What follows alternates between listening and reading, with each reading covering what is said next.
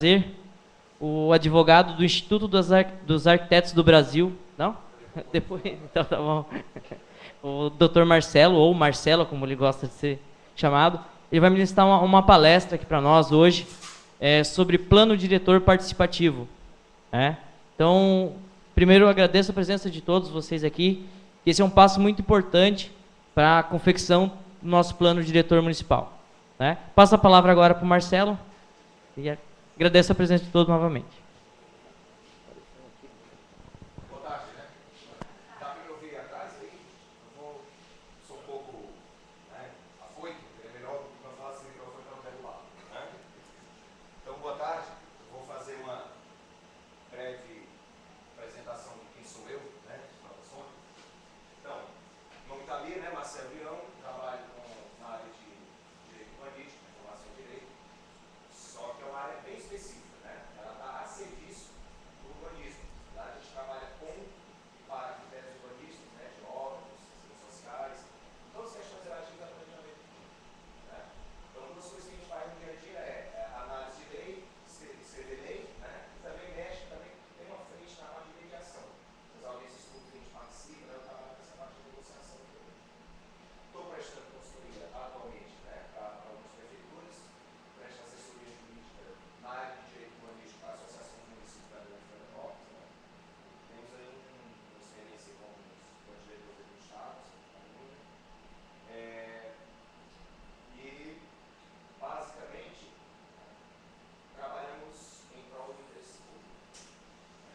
Embora a gente esteja no mercado, a gente seja profissional e tudo, mas a gente trabalha pautado para levar isso para o interesse público, porque somos advogados, e todo advogado faz um julgamentozinho de uma lei que a gente tem que zelar para as nossas leis. Então, portanto, estou fazendo isso já no começo, porque assim, qualquer coisa que eu diga, eu deixo de dizer, não é falar de A, B, C, D, a questão é que eu tenho um compromisso de situação, uma crença de que nós temos que respeitar a nossa ordem jurídica, e que, portanto, as opiniões são dentro do que a lei determina ou dentro do que a gente entende do que a lei determina. Fiz a correção assim, do Instituto, o Rafael falou que era advogado do Instituto dos Arquitetos do Brasil. Nós temos Arquitetos do Brasil, entidade, do que congrega os arquitetos, e particularmente eu sou um apoiador incondicional, e atualmente também apoiador do CAL, do Conselho de Arquitetura e Urbanismo, que agora os arquitetos não saem do pé, todo apoio ao CAL, que está sendo criado agora, que foi criado por edição da diretoria. E o instituto que eu pertenço, sou filiado, não sou da diretoria, mas sou um apoiador incondicional também, porque acredito nesse instituto, é o Instituto Brasileiro de Direito Urbanístico. Mas eu não estou aqui como BDU, sou filiado com qualquer pessoa que pode ser. Estou aqui como profissional geral, que acredita nesses processos, entende que esse país é um país novo, vai demorar ainda para a gente realmente assimilar a importância do planejamento, mas o primeiro passo é ser força como esse nosso. Eu farei uma pequena exposição até amanhã de manhã, tá, gente? Depois trazer o lanche, brincadeira, é pouco. Eu falo que até amanhã de manhã, para quando eu disser que a gente vai até as 5 e ninguém se assustar, tá? Mas eu vou falar primeiro. Não, pode deixar, eu passo, pode deixar aqui, tem umas. Eu vou falar, obrigado. Eu vou fazer umas exposições à medida que eu percebi que o pessoal está se mexendo na cadeira, eu vou perguntar, eu abro para a gente falar, tá, pessoal? Mas por enquanto eu vou tentar conduzir a discussão, depois a gente abre para o debate. Tá certo? Sotaque. Eu sou um cearense, nascido em Brasília, criado em Fortaleza e moro em Florianópolis. Portanto, eu sou da Undolândia. E acho que na Undolândia cabe todo mundo, como cabe em qualquer cidade. Por isso que a gente trabalha com cidades inclusivas. E aí vamos direto ao assunto, né, gente? Eu vim aqui para falar um pouco sobre o plano diretor participativo, a gente refletiu um pouco sobre ele, sobre o que é que deve conter dentro do plano diretor à luz do que diz o Estatuto da Cidade e as resoluções com cidade, que orienta, como preparar o processo do plano diretor, algumas questões a respeito, embora não exista receita de bolo, mas tem algumas dicas que a gente pode dar, e possibilidade de financiamento.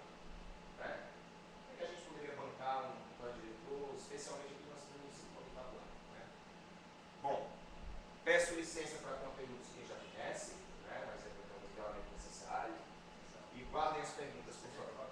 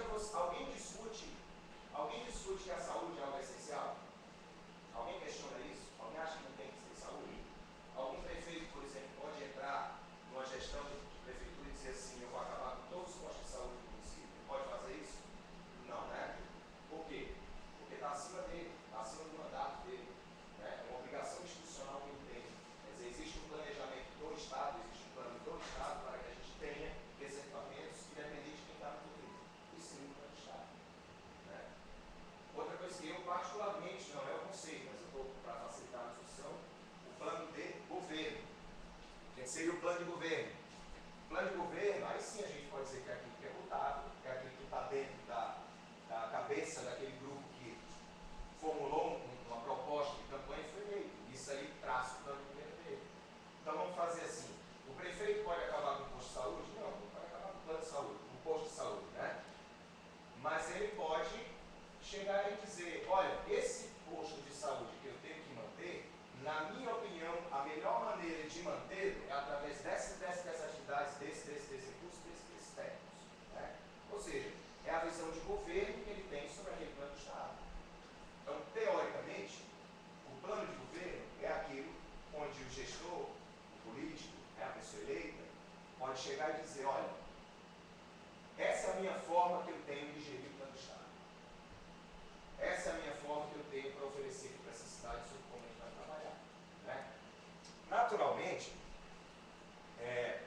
o plano de governo, uma vez o prefeito sendo eleito, vamos ficar na prefeitura por enquanto, naturalmente o plano de governo, uma vez o prefeito sendo eleito, indiretamente ou tacitamente, ou até diretamente nos casos, né, a população, ao eleger aquele prefeito, está assimilando aquele plano de governo. E também aí deixou de ser algo do partido dele, do grupo dele, ou dela, se for uma prefeita, né, para a coletividade. Né? Deixa de ser dele para ir para a coletividade, passa a ser algo do interesse público. Nesse sentido, interesses particulares não podem dominar o plano de governo. Entendam vocês uma coisa, antes de tudo, né? Acho que o professor Flávio Vilaça, que é um grande arquiteto urbanístico do Brasil, uma referência, ele costuma dizer, as pessoas precisam ter medo de dizer que tem interesse. Não é feio ter interesse. O problema é não pôr o interesse na mesa, não, às vezes, né? Não pôr o interesse às claras, não pôr o interesse na gaveta. Né? Então, nesse sentido, os interesses privados, eles podem estar presentes no plano de governo, mas eles não podem contaminar. Ele não pode bater a tal da prevalência do interesse público. O que é a tal dessa frase? Prevalência do interesse público. Né? Nada mais, nada menos do que dizer que o interesse de um grupo, de um indivíduo, um interesse econômico, um interesse político, um interesse particular, não pode se sobrepor ao interesse público. E aí, onde é que eu quero chegar com isso? Gostaria de dizer que tanto o plano de Estado, que é a visão que já está lá quando o prefeito entra na prefeitura, está prontinho, tá? Que é esse. O senhor tem que obedecer e tem que seguir. E esse plano de governo, que ele propõe para a sociedade escolhe, né? Passa a ser da sociedade, nenhum dos dois pode ser contaminado por nada que fira a prevalência do interesse público. Afinal, nós pagamos o salário de todos eles, afinal, a prefeitura é nossa, é nossa. Isso. Então, tanto o plano de Estado como o plano de governo precisam atender o interesse público. Aí eu faço uma pergunta para vocês. Plano diretor, vocês já ouviram falar, né? Não precisa entrar em muito detalhe de ser plano. Resumidamente, aquela lei que diz para onde, quando e como a cidade tem que crescer e se desenvolver. É aquela lei que busca que a parte boa da cidade que funciona, né, continue funcionando, e a parte que não funciona passe a funcionar. Porque uma cidade boa para todo mundo. Seria basicamente o plano. É um contrato social sobre a melhor forma de construir nossas cidades. É um pacto que nós fazemos em nome do interesse público. Né? Então, a pergunta que eu faço para vocês. Plano diretor, será que ele é plano de Estado ou é plano de governo? Plano de Estado? Né? Plano de Estado. Por quê? Plano diretor é uma lei discutida, voltada pela comunidade, que já está pronta quando o prefeito assume, ou que fica pronta no exercício do poder dele. Mas não saiu do partido, sozinho, nem saiu de um ou outro interesse. O plano diretor é um contrato social que o vereador tem que respeitar também, né? Não é uma coisa... O vereador deve lidar com muitas leis urbanísticas, né? No dia a dia, ou participar de votação, discussão de lei que respeita a zonamento, etc. Isso aí você está criando um plano de Estado. Você está criando regras que eu não posso simplesmente dizer que porque esse setor econômico A, você não mostrou, eu vou mudar. Né? Então, o plano diretor é aquela coisa que fica, as instituições, a ideia do futuro do município que se quer, né? É a que permanece independente da gestão que está lá. E aí, nesse sentido, é o plano diretor, o plano de Estado, e, portanto, tem que voltar aqui, e, portanto, causa estranheza que esse plano de Estado seja toda hora alterado em função da vontade de isso, daquele gestor político,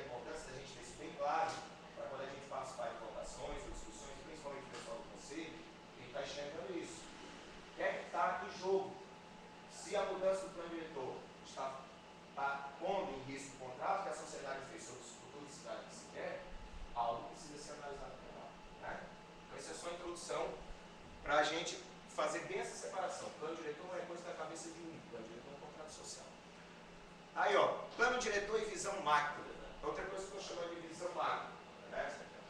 Versus o tal do varejo. O plano diretor, gente, ele não enxerga a cidade a partir de um lote privado. O plano diretor, ele tem uma visão macro. O plano diretor, ele desenha um mapa da cidade e diz aonde, quando e onde as coisas devem acontecer. Portanto, aquelas propriedades que estão inseridas dentro daquela zona, né, elas estão subordinadas a essa visão ampla da coisa. Significa dizer o que na prática? Se eu tenho uma área que é residencial e comércio, e numa visão macro, significa dizer que eu marquei ali no mapa, tudo que está ali dentro vai ter que ter uso residencial ou comercial. Aí se o cara chegar lá e quer montar uma indústria, ele pode? Não, né? Não, né? Por que ele não pode? Porque dentro daquela visão macro, toda aquela área que está ali, é uma indústria. Né? E aí, se de repente, o cara que quer montar uma indústria no município, que eu dei uma consultoria agora, fizeram um zoneamento, previram uma área industrial enorme, e políticas de incentivo para que as indústrias aos poucos passem para essa área industrial, mas o cara quer manter a indústria dele naquela área que, infelizmente, ou felizmente, para ele, infelizmente, cresceu ao redor da indústria dele. Existe uma incompatibilidade entre o residencial e a indústria. Né? O que é que o cara quer fazer? Quer mudar o plano diretor só para acomodar a indústria dele. Será que ele não está ferindo o plano de Estado? Será que ele não está trabalhando com prevalência do interesse privado, em vez de prevalência do interesse público? Né? E aí o que é que ele está fazendo? Ele está fazendo o tal do varejo, são apelidos que eu criei, que é o varejo. É aquele balcão que a gente se mata trabalhando para fazer uma função do plano diretor. A gente envolve toda a comunidade, envolve o setor produtivo, envolve o movimento ambientalista, o movimento popular, técnicos, né, academia, Ministério Público, Judiciário, todo mundo envolvido, a gente cria uma coerência, uma ordem para o plano diretor e de repente vem a turma do varejo. Ah, agora aqui não está mais o cidadão, está o dono do lote. Ah não, agora não está mais o morador do município tal, está o dono da indústria. Não pode. Aí começa a negociação, né? Não, está lindo, mas na minha parte eu preciso que você mude aqui. Aí começa a quebrar a coerência lógica do plano. Não faz algum sentido isso? A gente consegue chegar a um lugar com isso? Diria que o varejo, né, e as suas ameaças, né, ele pode levar a um trabalho sem fim ou perda de foco. Aí não é só uma questão política, é uma questão técnica. Imagina você, a gente está com um zoneamento todo feito para uma área e de repente eu me lembro ao varejo. E eu começo a negociar área por área, lote por lote, começo a enxergar a cidade sob a lógica do lote. Quer dizer, eu começo a ver não de fora para dentro do lote, mas sim de dentro do lote para fora. Não vai acabar nunca o plano. Não vai acabar nunca. E outro, confio em vizinhança, o que a gente vai se entender com muita vida vai ser grande. Então não faz sentido a gente estar trabalhando um plano de Estado, que é o plano diretor, focado no varejo, porque senão ele não acaba nunca. Veja nossa capital, onde muitos interesses privados já embarreiraram essa discussão e ficam dizendo que é a sociedade. Não é.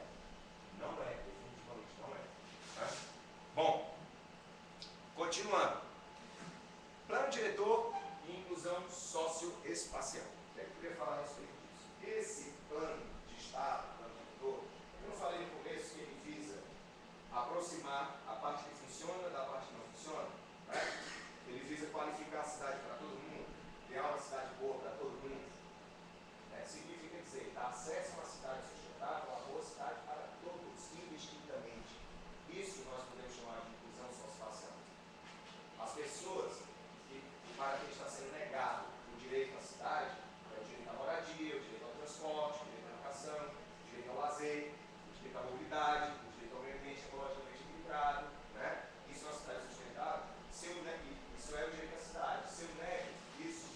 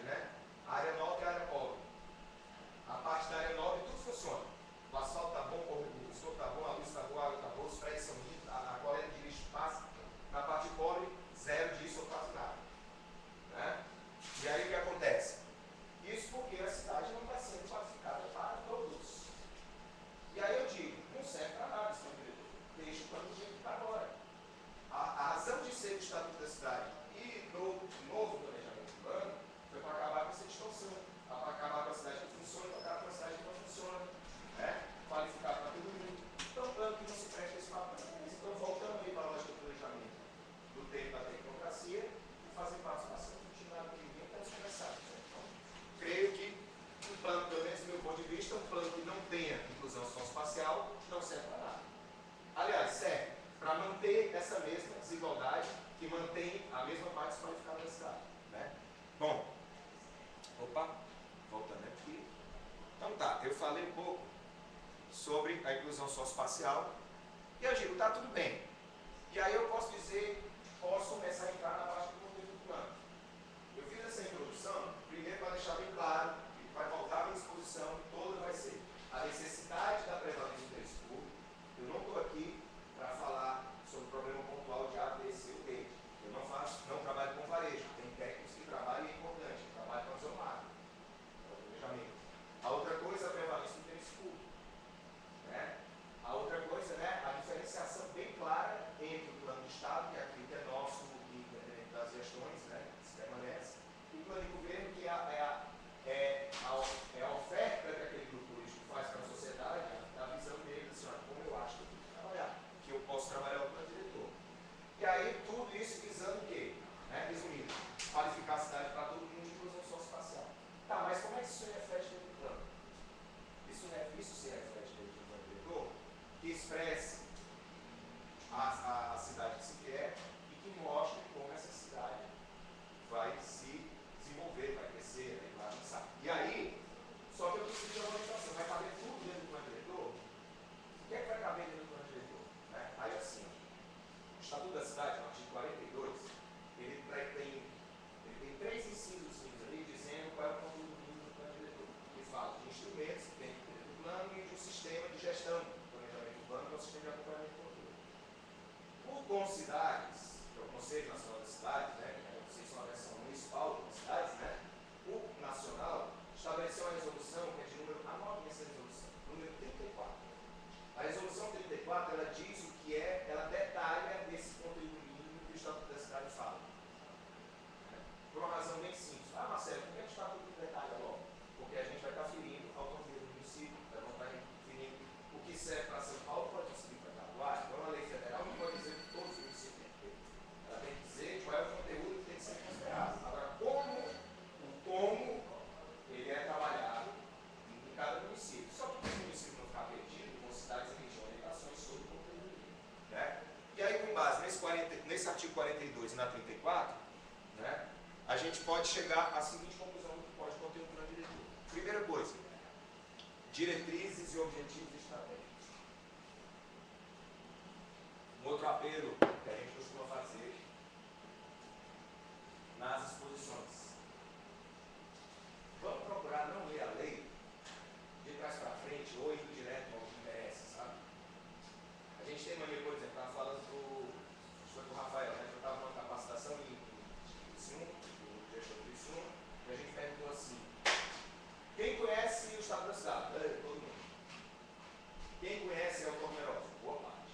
Quem conhece o IPTU progressivo? Um monte. Não se preocupe com esse bicho do IPTU progressivo. Né?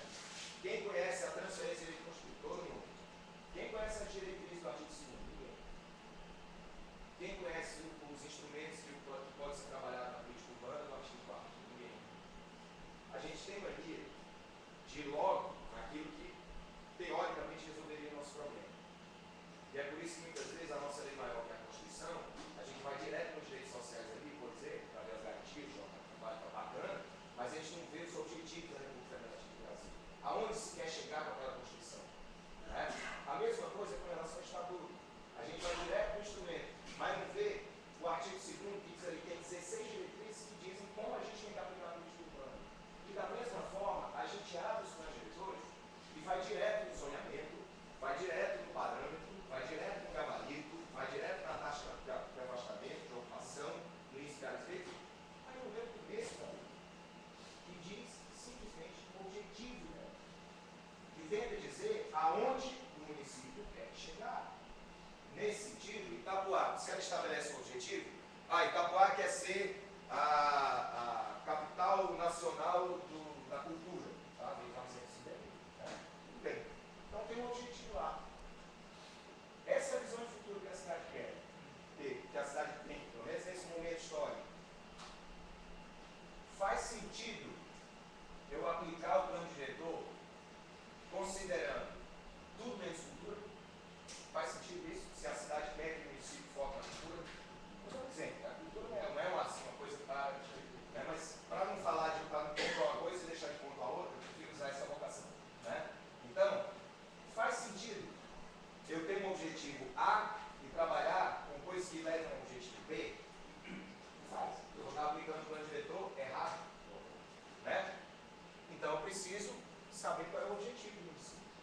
aonde ele quer chegar. Plano diretor que não diz aonde quer chegar, fica complicado de trabalhar. Porque cabe tudo no plano diretor. Qual é a vocação de Itapuá? Você tem que ser pactuado. O que Itapuá se quer ver daqui a 10, 20, 30, 40, 50 anos? Você tem que ser pactuado. Se daqui a 10 anos da revisão do plano diretor chegar à conclusão que não era esse o objetivo, tudo bem, discutamos o objetivo. Mas pelo amor de Deus, tenhamos um objetivo. Senão a gente não vai chegar em lugar nenhum. Quem não tem objetivo, não chega a lugar nenhum. Né? Então, diretrizes e objetivos estratégicos. E aí sim, critérios para uso e ocupação das áreas. E aí o zoneamento, com diretrizes e objetivos para cada área. Né? Que é outra coisa também. Tem muito plano diretor por aí que fala assim, a área tal é a área residencial, ponto. Ah, mas como que ela vai ser área residencial? Que tipo de residência? Que tipologia? Qual o índice de construção? Qual a taxa de faixa? Qual vai ser de aproveitamento? Né? Pois não, prefeito. E aí, no caso, gente, a gente precisa ter, nas regras de zoneamento, a gente precisa ter bem claro, né, qual é o objetivo daquilo. Porque aí é muito bom. Eu chego aqui, então eu fico pegar onda, eu digo, onde é que está o de Itapuá? Aí eu ligo, então tá, vamos zonear. Área especial de interesse do sul. Alguém pode chegar e falar, por quê? Quem foi isso? Porque o cara pega onda e está pegando ali, tal. Esse é o tipo, isso é nome, é nosso interesse público. É meu interesse particular, meu interesse da coletividade, se foi pactuado por um, se foi interesse. Então tá, mas o objetivo tem que estar claro. Não adianta só dar um ponto, tem que ser para quê? Qual é o objetivo? Aonde você quer chegar com esse zoneamento? Tá indo ainda, pessoal? Se não, por favor, não entendeu, fala aí qualquer coisa aí para mim que eu... Qualquer coisa não, fala muito dia. Vamos lá. O plano diretor tem que conter também os instrumentos do Estatuto da Cidade mais adequados dentro da realidade de interesses locais para que cada área e propriedade dela existente cumpra com sua função social. Que é outra coisa que a gente precisa definitivamente entender. É um negócio que vem desde o tempo do imperador. E por incrível que parível, né, as pessoas continuam achando que função social da propriedade é a invenção dos comunistas, que criaram em 2001 o Estatuto da Cidade, que é uma invasão da minha liberdade. Gente, isso é uma coisa que vem do tempo do Império. No dia que terra virou mercadoria nesse país, né? Se não no mesmo dia, mas muito próximo a esse dia, se definiu de que a propriedade é sua, a terra é sua, ela não apodrece, ela não estraga, mas eu não posso fazer o que eu quiser na minha terra. Não é assim.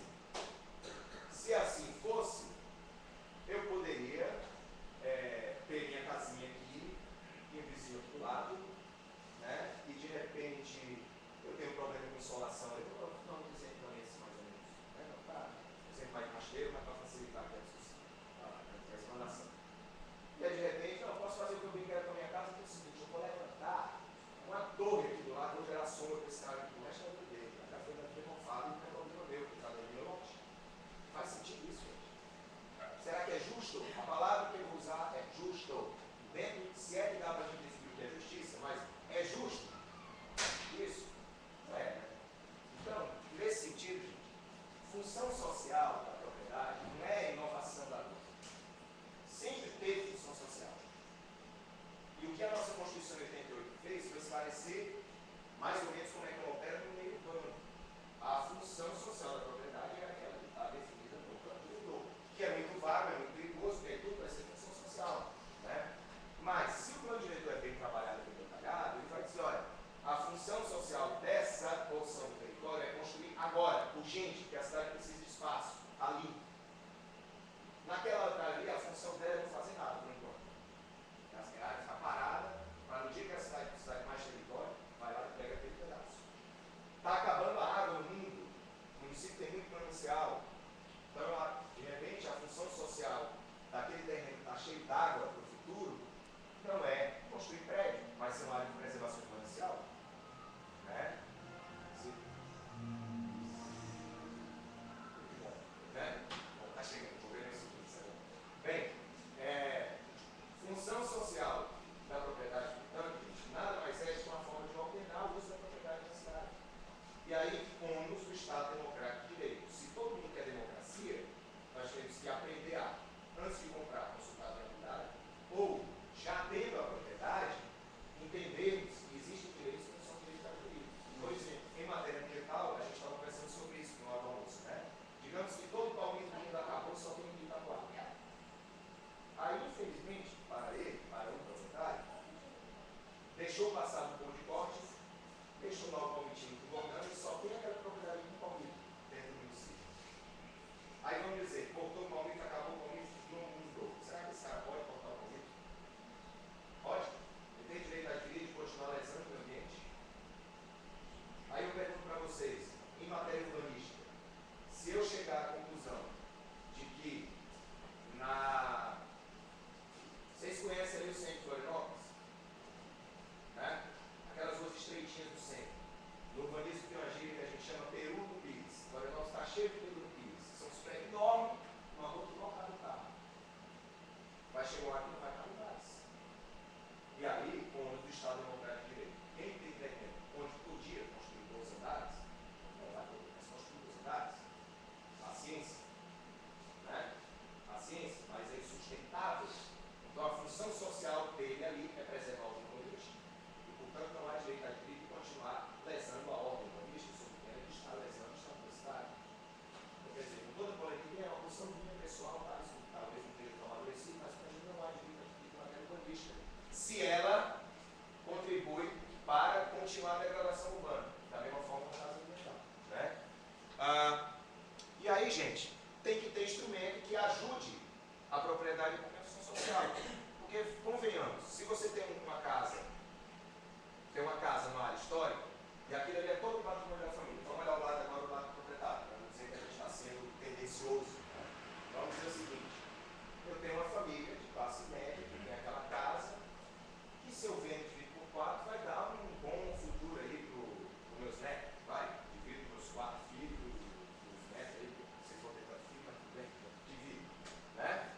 E aí, uma vez dividindo, vai estar todo mundo bem, né? Que legal a gente poder se desfazer daquele patrimônio. Mas se interessa para a história do município, não pode devolver a casa. Não pode vender o terreno. A casa tem que ficar do jeito que está. E aí o lucro daquela família vai ser menor. Bom, vamos deixar o cara só com prejuízo em função da função social? Talvez não. Talvez aquela coletividade entenda que a pessoa possa ser minimizada de outra forma. Então diz, olha, o senhor não vai poder demolir a sua casa, mas o senhor vai receber índice. O senhor vai receber índice da transferência do direito de construir. Aí começa a fazer sentido a gente ler o instrumento, porque a gente tem um objetivo claro. Qual é o objetivo? Preservar o patrimônio histórico sem gerar prejuízo para aquela família de classe média que só tem aquele imóvel. Então, portanto, aplica-se o índice da transferência do direito de construir, né? Vai todo mundo satisfeito para cá. Que bom se fosse assim, né? Mas é isso que a gente tem que tentar, para preservar e para não ferir o interesse do proprietário, né? Então, os instrumentos podem e devem ser utilizados dentro do plano diretor para que a gente faça com que a propriedade tenha função social e não dê, eventualmente, prejuízo para o proprietário, tá, gente? Isso é uma coisa. Outra coisa que tem que ter, reserva de terras para a futura implantação de equipamentos públicos. Para quê? Para acontecer casos como, por exemplo, bem um pouco diferente, mas no caso da Copa do Mundo, né? A falta de espaço para equipamento público está tendo uma política de despejo, de cheque de despejo nesse país, uma crueldade com várias comunidades aí, né? Talvez muitas vezes porque não foi reservada área para ampliar o sistema viário, né? Para fazer um novo desenho. Aí hoje em dia isso, bem, na minha cidade, eu posso falar da minha cidade, agora que eu estou entrando de férias, eu posso falar o que eu quiser, né? Então eu vou dizer, na minha cidade estou fazendo o tal do VLT que coincidentemente vai tirar todos os pobres da área nova. Né? Por quê? Permitir uma ocupação desordenada? Talvez. Mas também permitir que construísse em prédio, a torta e a direita em rua estreita. Agora o tamanho do engarrafamento está precisando de espaço. Não se reservou área para expansão do sistema viário, para preparar o sistema viário para prédios maiores. Não se reservou. Né? E agora sobra para quem? O mais fraco na história. E pode sobrar para o mais forte também, se a cidade precisar. Então, isso falando do sistema viário. Eu posso falar o seguinte também, faz sentido um loteamento sem uma praça? Vocês querem ficar só com rua e muro para ser assaltado, sem convivência? Vocês querem não ter lugar para jogar bola, para levar cigarros para casa, ou para pessoas da menor idade nascer sozinho, ou fazer seu caminhado?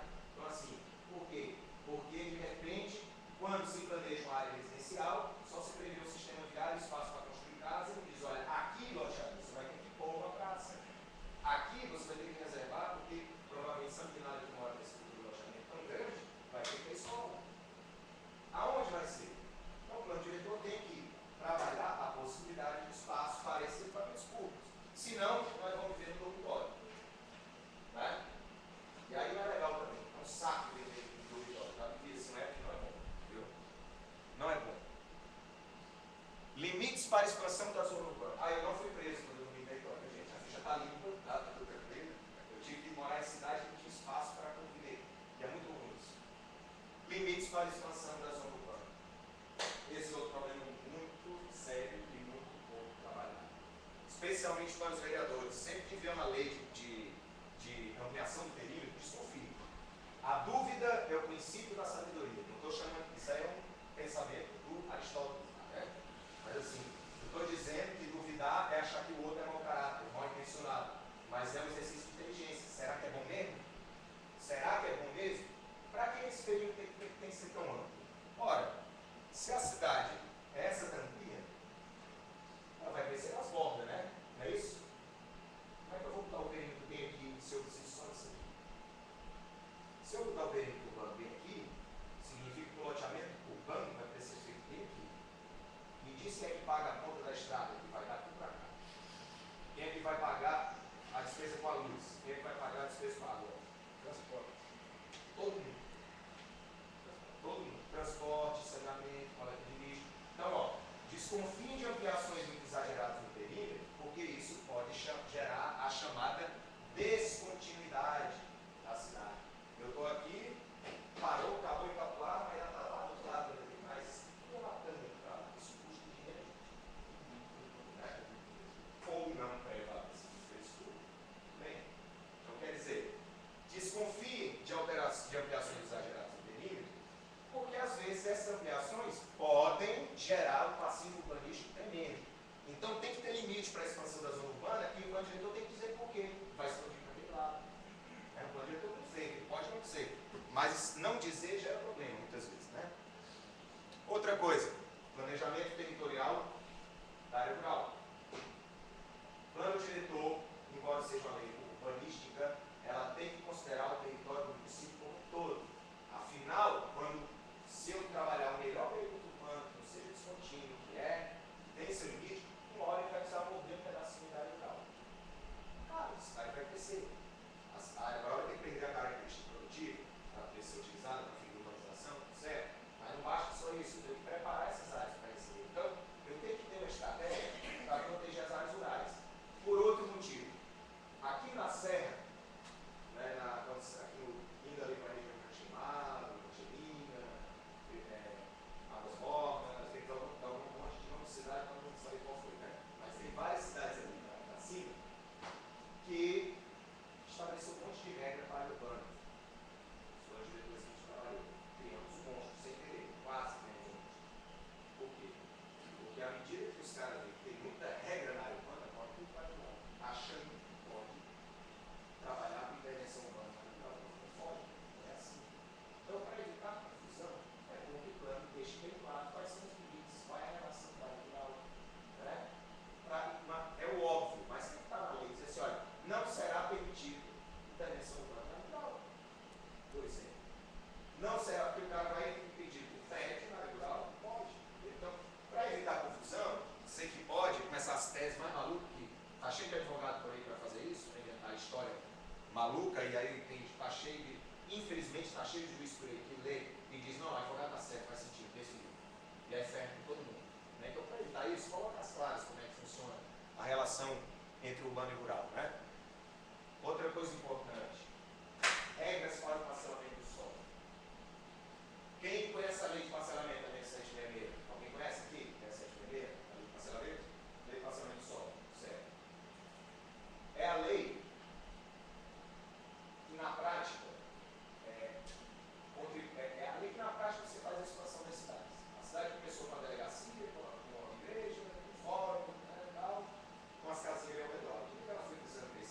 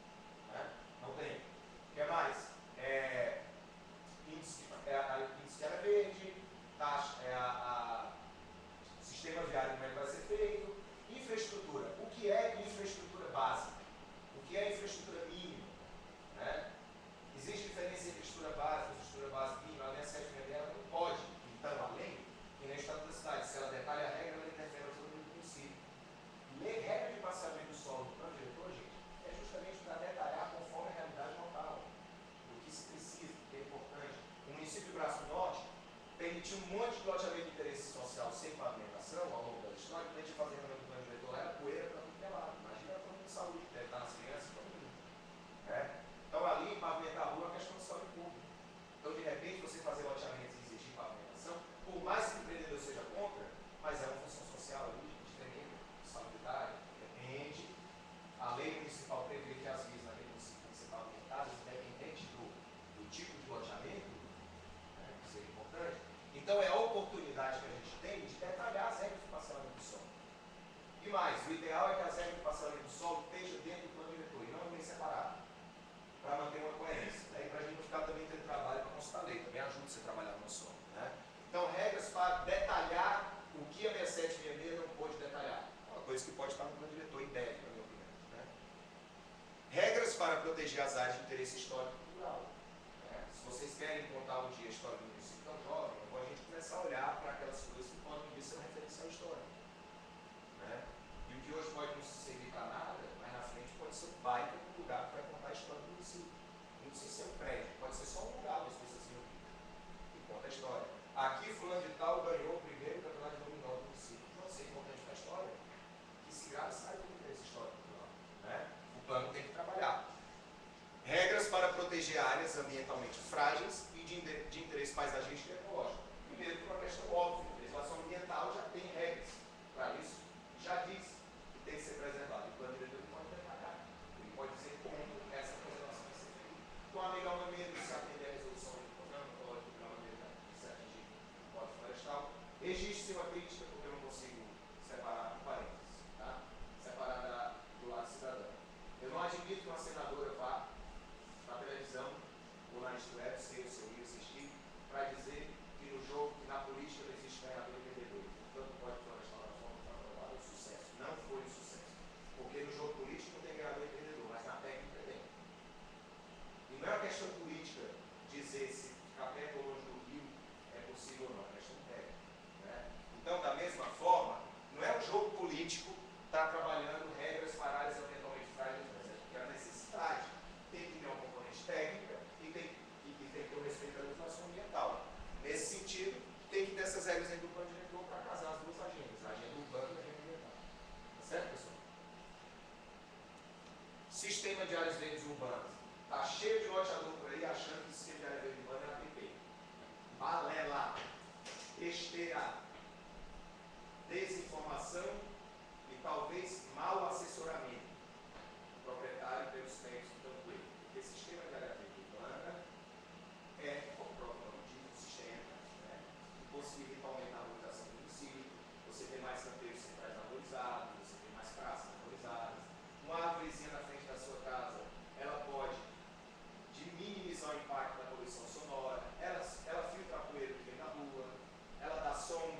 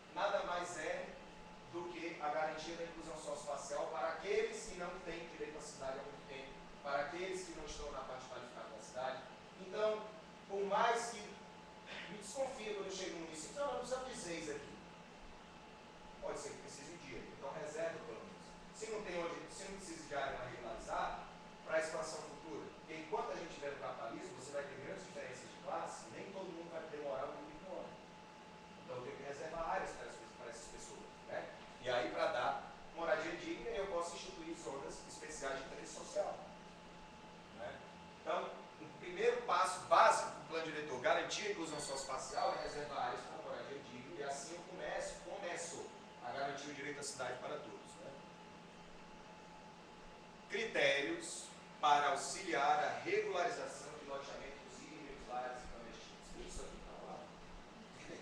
Estou perguntando, falando sério. Perguntando.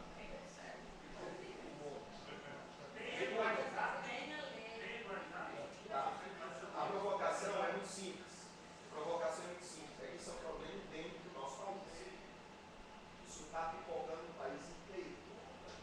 Muitas vezes por falta de regras claras.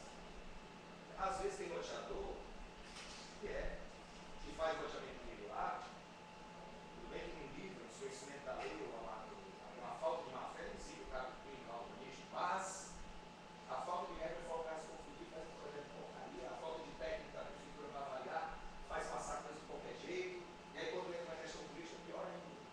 Então, tem que deixar bem claro, mas, bem, uma coisa é certa, eu particularmente também não sou muito simpático ao loteamento regular e clandestino. Acho que, inclusive, deve ajudar pelo caso, acho que a exceção é inocentar o loteamento regular ou clandestino, inocentar, mas a regra é na cadeia, esse é crime. Isso está na minha sétima lei, é crime prometer, comprar, fazer propaganda de loteamento não autorizado, é crime. Né? Bom, mas existe um fato. Muitos desses criminosos já morreram. E essas pessoas estão morando ali. Aí eu vou botar o pessoal para fora? Aí para resolver o problema eu vou criar outro? Criar um monte de sem terra na cidade? Não. Então, diante de um problema que, por mais absurdo que seja, já ficando com a conta para pagar, então que o plano diretor estanque isso daí. E estabeleça critérios bem claros para regularizar os loteamentos. Se Itaquá está cheio de loteamento irregular e clandestino, tá? Se isso está acontecendo no município, vou dizer uma coisa para vocês.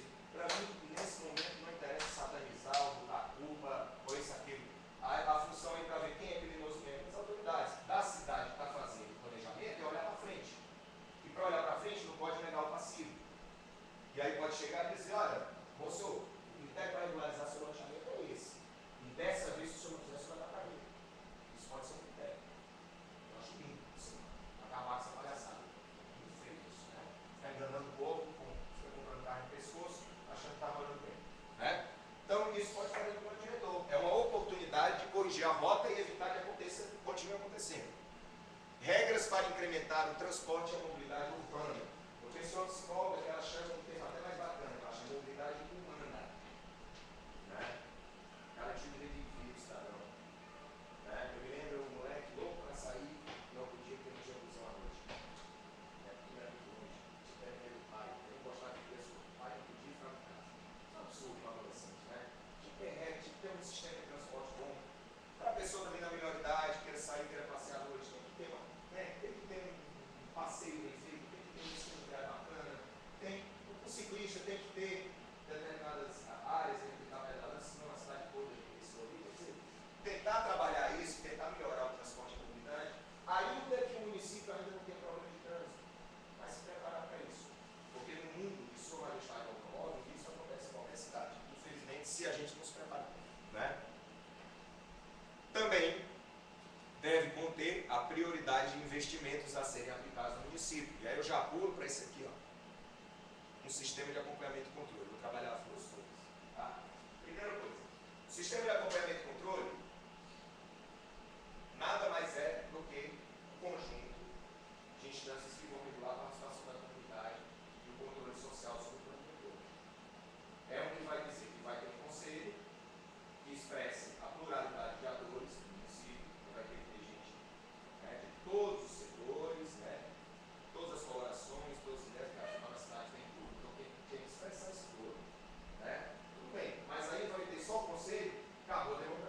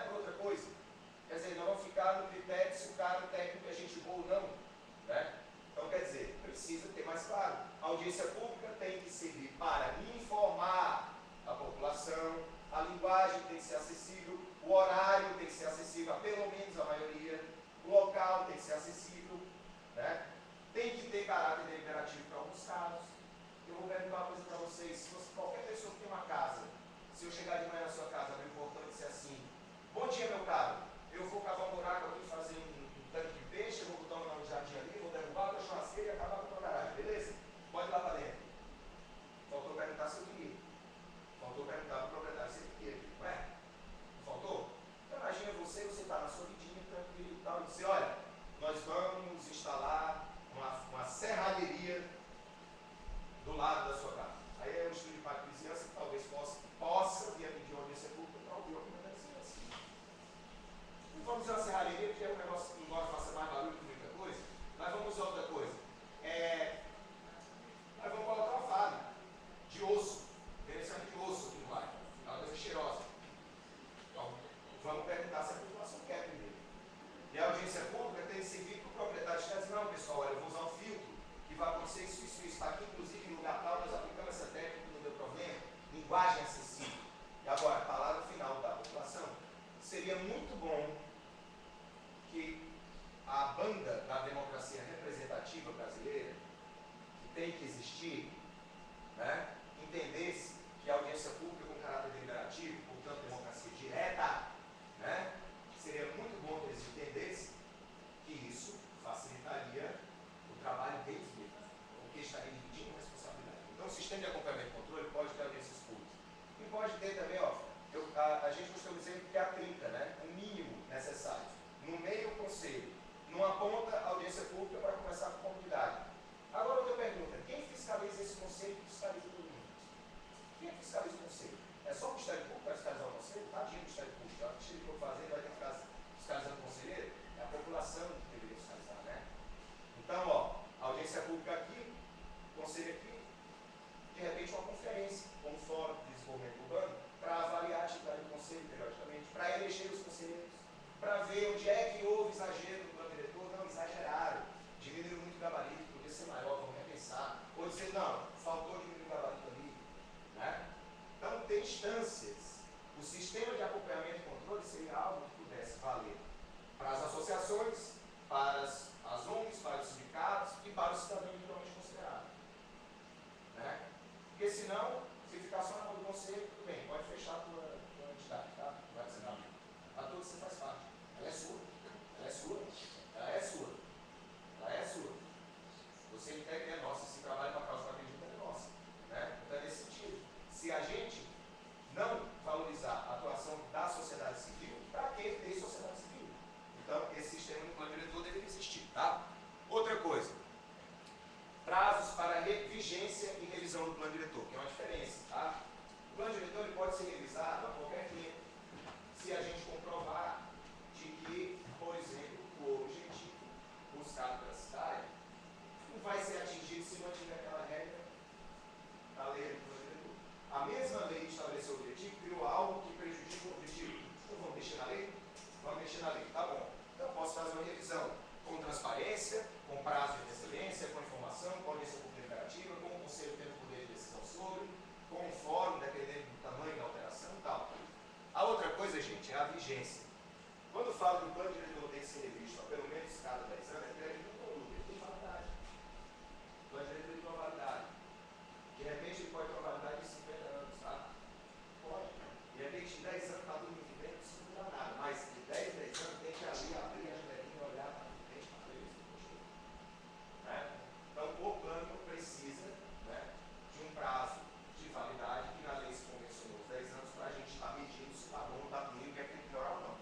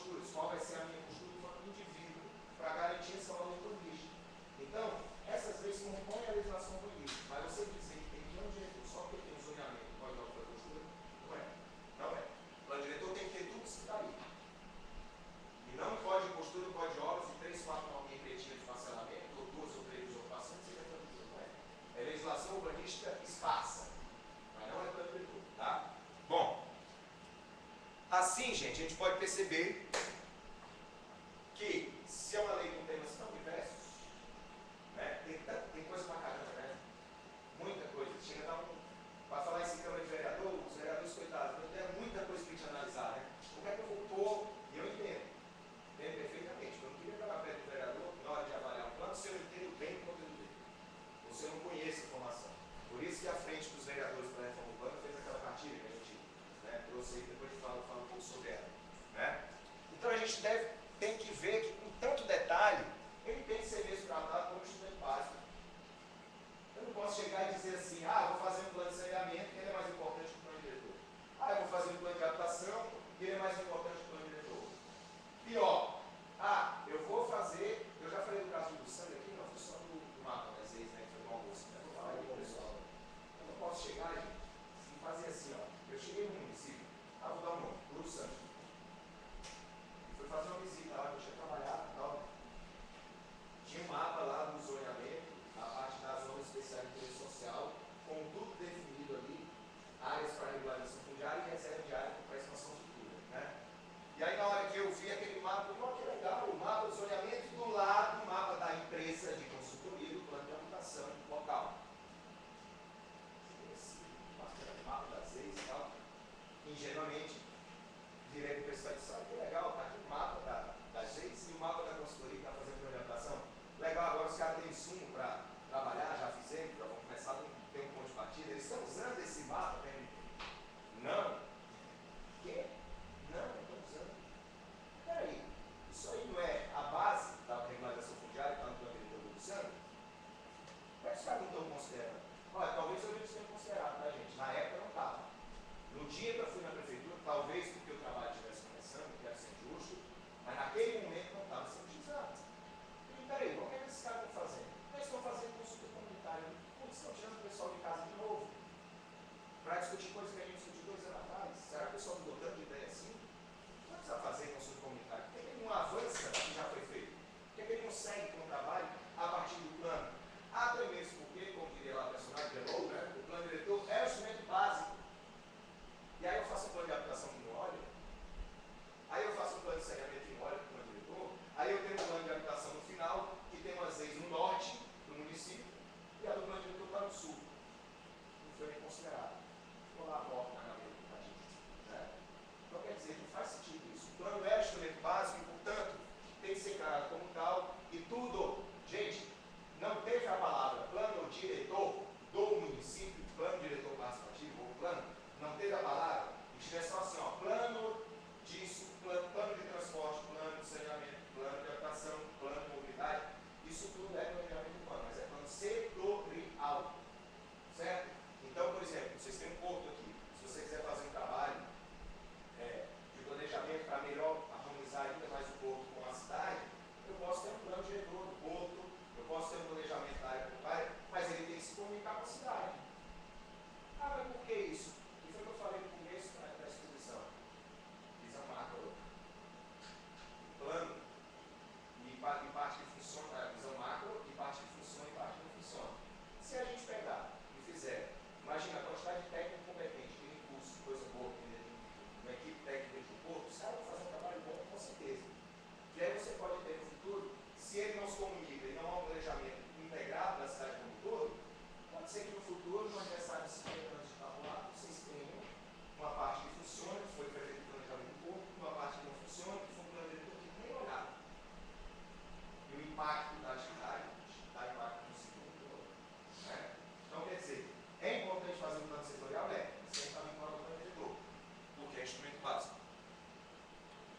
E assim ele é tratado legalmente como instrumento básico, e aí o Marcelo está inventando. No artigo 182, parágrafo 1º da Constituição Federal, e no artigo 140, parágrafo 1 da Constituição Estadual, e nas leis orgânicas do município. E nas leis orgânicas de alguns municípios, e no artigo 40 do Estatuto da Cidade. Ele repete, inclusive, vocês lembram que eu falei do financiamento, né? No começo que eu disse que ia falar tudo junto?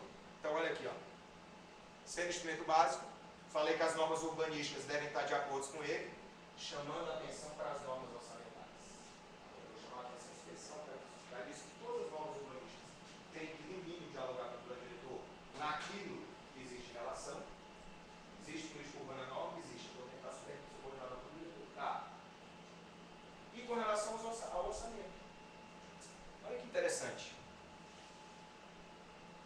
Artigo 40, parágrafo 1º do Estatuto da Cidade.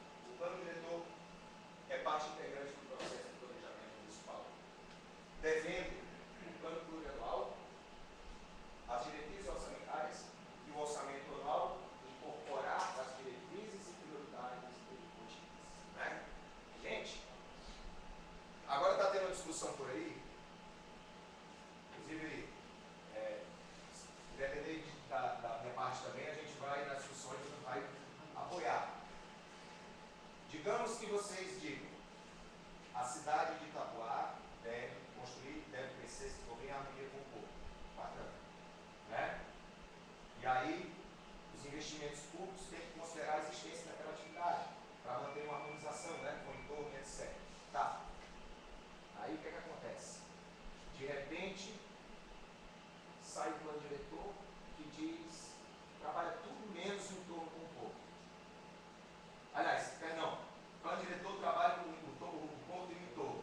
E de repente, em plano de governo, aquele plano de Estado diz que tem que considerar o povo. E aí um plano de governo resolve dizer no orçamento que a prioridade é o turismo. Zero aí para esse entorno do povo. A prioridade é só o turismo. Não sei, mas tem gente que diz que é misturar política com técnica, porque o plano diretor é a carta política, também é técnica. Em muitas partes, inclusive. Então eu fico imaginando, por que eu não posso ser o conselheiro do Tribunal de Contas, pegar as contas do município, olhar aqui e dizer, for turismo, educação, ou quase nada, e abrir o plano diretor, o povo tem prioridade. Então uma coisa errada aí. Né? Para mim, não consigo ver de outra forma. Se o estatuto precisa ser detalhado com relação a isso, ou se tem que ter alguma lei, mas ó, o que está dizendo hoje, ou então vai fazer logo no Congresso Nacional para mudar, mas o que está dizendo hoje é que a legislação orçamentária precisa se subordinar, ou considerar, ou pelo menos, né, como é que ele diz? Ó, incorporar as diretrizes e prioridades contínuas. Até faz sentido, porque quando a diretor sem recurso para aplicar, não vai ser muito. Né? Se torna um conjunto de boas intenções. Se torna um conjunto de boas intenções, de boa intenção, bate a esquerda na cheia. Né? Vamos lá. Gente, sendo instrumento básico, portanto, se pode perceber que é uma ferramenta indispensável tanto para o município pequeno quanto para o município grande. Ah, mas gente, essa lei funciona lá em São Paulo. Aqui em Treviso tem 3 mil habitantes, não vai funcionar. É isso. Os interesses são os mesmos. Só muda a escala. Mas o proprietário do terreno, eles comportam, claro, da mesma forma que o proprietário do terreno de uma cidade pequena e cidade grande. Tem um proprietário, tem um proprietário, tem um cara que pensa na perspectiva macro, tem um cara que pensa no varejo. Isso aí, tanto faz o município se ter. Só que os municípios têm uma vantagem, menores, têm uma vantagem. Eles podem aprender com os erros grandes. Aí qual é o problema do país? O problema é que a gente aprende com os erros. Ah, São Paulo tem um engarrafamento desse jeito, eu quero engarrafamento igualzinho no meu município. Faz sentido isso, gente?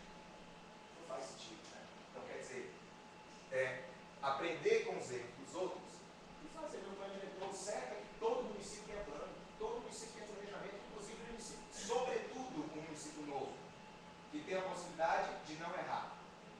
Né? Porque, na boa, aquele cara que merece mesmo a bifa é aquele cara que sabe que está errado e vai e faz. Né? Então vamos evitar isso, planejando bem, vamos evitar isso. Né? Então vamos lá. A bifa não defende a violência, não, é só força de expressão, tá, gente? Pessoal, dá umas praguejadas e defende. A gente pode esculhambar também que ninguém defende. Né? Vamos lá. E sendo instrumento básico, aí é o que eu digo, não é até melhor ter um plano que trate só um plano do que várias leis espalhadas, em códigos, costumes e tal. É melhor a gente ter um plano, uma lei só ali. Uma das críticas que se fazem a alguns planos, particularmente eu trabalho com planos que tem muita informação, né? Os planos são muito. A gente precisa rever, repensar alguns conteúdos para tornar mais simplificado, mas uma coisa particularmente não me conheci em contrário ainda, nem eu nem os colegas. O município que não tem lei ainda, não tem uma lei só. Para quem consulta, para quem trabalha com ela, para quem vai entender, sabe? O cara chega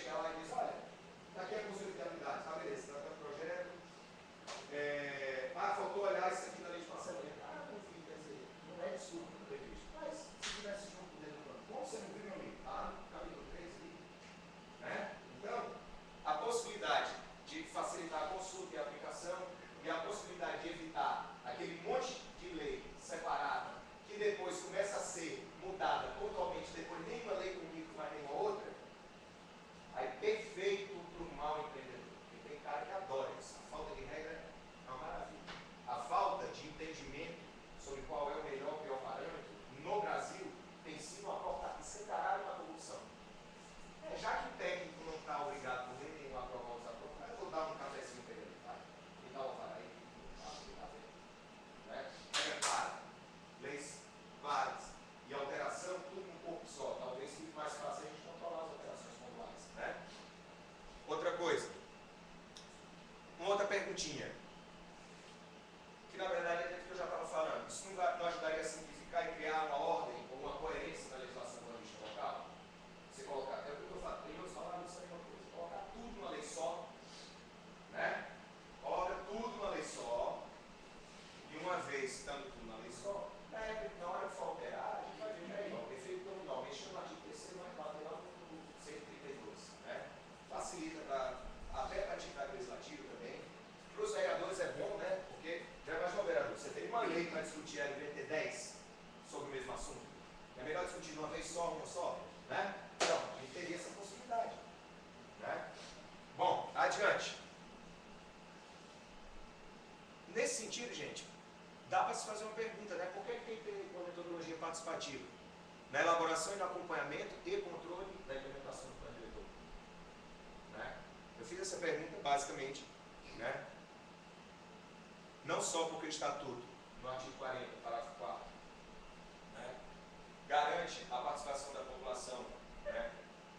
E já, na verdade, ali, gente, tem um pequeno lapso. O Estatuto da Cidade, no artigo 2º, inciso 2, e no artigo 40, parágrafo 4, garante a participação da população e associações representativas dos vários segmentos da comunidade na execução e acompanhamento dos planos diretores, né? Dos documentos e informações produzidas também do processo. Não só documento como das informações do produtor. Então, assim, não é só porque a lei está dizendo que o plano diretor e o processo de planejamento urbano tem que garantir a participação e disponibilizar a informação. Não é só por isso, gente. Mas é porque é muita coisa para ser trabalhada dentro de uma lei, uma questão prática também. Muito prática. Já pensou se todos esses conteúdos ficaram só na mão da Secretaria de Planejamento? Tadinho, Rafael. Vai tomar muito para ele, né? E além do que, o Rafael não é Deus, né? Técnico, nenhum mundo é Deus, né? Ele pode errar. E aí tem muita gente acompanhando e ajudando e colaborando no trabalho e isso dele. E outro, se houver erro, atuar todo mundo, pô, erramos junto, né? Pelo menos erramos junto. E tem que, se erramos junto, tem que se acertar junto também. Né? Criando essa cultura mais participativa, nesse sentido, e não planejamento de auditório, e não aquele ponto da carochinha fazendo a audiência pública, que também acontece no plano. Né? Então, é importante ter uma metodologia participativa na elaboração do plano, na revisão, conforme for o caso, no acompanhamento e no controle dele, né, da implementação dele. É importante ter, certo? E a própria lei está garantindo isso. Tá? E aí, assim, gente, precisa ter porque a lei manda e porque é melhor para o trabalho. E aí, ó, uma dica. É interessante verificar que, ó, que estabelece a lei orgânica, esse parênteses é bom. Se não estabelece, o que estabelece o regimento interno da Câmara Municipal para quando a matéria de plano diretor vier para a Câmara de Planejamento Urbano, quem está falando que é de audiências públicas? Se estiver fazendo igual aquela audiência pública que eu falei, que o cara entra muito e sai confuso, né? Se for assim, talvez seja melhor a gente pensar no procedimento. E outra coisa, tem gente por aí, colegas meus, né, da turma do Darth Vader, né, que fala que, sabe que é o Darth Vader, né, pessoal? A guerra na esteira, tem preto, aquela espada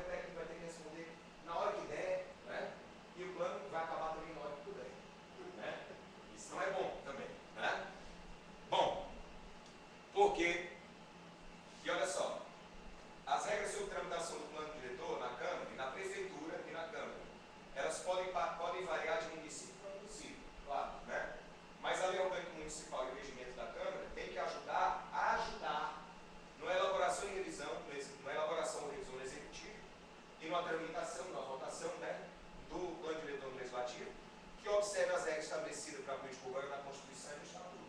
E o que eu quero dizer é o seguinte, gente, se existe uma diretriz na lei federal que diz que é gestão democrática, por meio da participação da população e de associações representativas da comunidade, a formulação, execução e acompanhamento de diversos planos e programas de programa, ou seja, se existe uma diretriz no artigo 2º, também que só não lê, né, que fala que tem que ter gestão democrática, como é que o regimento de Câmara Municipal, com a lei orgânica do município, eu não estou afirmando, estou perguntando, tá? Para a gente refletir. Como é que a lei orgânica do município e um regimento interno de Câmara Municipal vai estabelecer regras que inviabilizem essa gestão democrática ou que dificultem? Então, é importante ver como está hoje para se comunicar com a legislação federal. Porque aí eu posso estar ali no regimento interno ter uma regra constitucional de gestão. Posso ter. Provavelmente não vai ser inconstitucional, tá, gente? Provavelmente vai ser, nos regimentos internos você não vai ter grandes inconstitucionalidades, mas você vai ter dificuldade de aplicação. Né? Então, talvez detalhar melhor. Olha, entenda-se gestão democrática no âmbito legislativo como a promoção de audiências públicas em horários e locais que facilitam a maioria da população, caráter deliberativo da audiência pública, forma de votação tem que ser assim, forma de apresentação de proposta tem que ser assado, e por aí vai. E vou dizer para vocês, isso é possível, nós já fizemos isso e deu certo. Inclusive essas regras, nas câmaras que eu trabalhei, em várias delas as regras foram pactuadas com a população da audiência pública, as regras especiais da audiência pública. Não entraram no regimento interno, mas foram estabelecidos para aquele processo específico. É possível fazer sim, é possível. Quem fala que isso não é possível, pode ser um Darth Vader, ou pode ser uma pessoa que está com preguiça mental, ou pode ser uma pessoa que ainda não é louco, né? Pode ser. Vamos lá. E aí, gente, tá aí a pergunta. Dei uma olhadinha na lei orgânica e no regimento aqui. Sobre o que é que fala sobre a audiência pública. Dei uma olhadinha, não custa nada. Tá? E faça uma discussão a respeito. Porque mais na frente pode ser útil para a população e para o vereador, para o prefeito e para os secretários municipais e seus respectivos assessores. Pode ser bom. Porque aí vai ter... Alô, estamos precisando de um consultor aqui para fazer uma audiência pública que a gente não sabe como fazer. Isso não vai acontecer mais. Já vai estar lá na lei dizendo como é que faz. Aí vocês deixam de ser refém de consultor. Eu sou consultor, tá, gente? Trabalho com consultoria no mercado e tal, mas não acredito nessa lógica da pessoa ficar refém de consultoria para tudo. Para tudo chama consultor, para tudo, sabe? A gente tem como ter solução doméstica, tem como estabelecer nossas soluções, sem precisar ficar demandando toda hora. Até porque, o cara não pode vir. Aí vai ficar esperando. Entendeu? Legal, isso também talvez facilite já, né? Talvez auxilie. E aí a pergunta, tem receita de bolo? Existe uma metodologia padrão para o processo participativo do plano no âmbito da Câmara Municipal? Existe, posso transferir também para o Executivo? Existe receita de bolo para o Executivo? Né? Ninguém sabe. Eu não conheço. Se o dia que tiver, por favor, me avisa. Estou doido para ver uma metodologia perfeitamente aplicada. Sabe por que eu estou doido para ver? Porque provavelmente vou ver um negócio que é um saco. Porque aí vai ser tudo igualzinho. Né? Produção industrial, os planos de tudo igual. A cidade toda com a mesma cara, a identidade cultural vai embora, daqui a pouco vai embora tudo. Né? Tudo pasteurizados. Né? Talvez não seja bom se também metodologia padrão. Talvez essa diversidade é que seja importante. Por quê? Porque aí ela vai possibilitar que a gente enxergue conforme a nossa realidade. Então é bom que não tenha uma metodologia padrão. Até mesmo porque tem que ser respeitada as características de cada município. Tá? E aí, eu não vou falar para vocês de uma metodologia aplicável, né? Mas vou falar o seguinte, que uma metodologia ela pode e deve ser concebida, mas sempre deve possibilitar a participação da população e seus diversos setores representativos, especialmente com a atuação do Conselho da cidade, né? Na formulação e execução e acompanhamento do plano diretor, como determina o artigo 5º, 2, combinado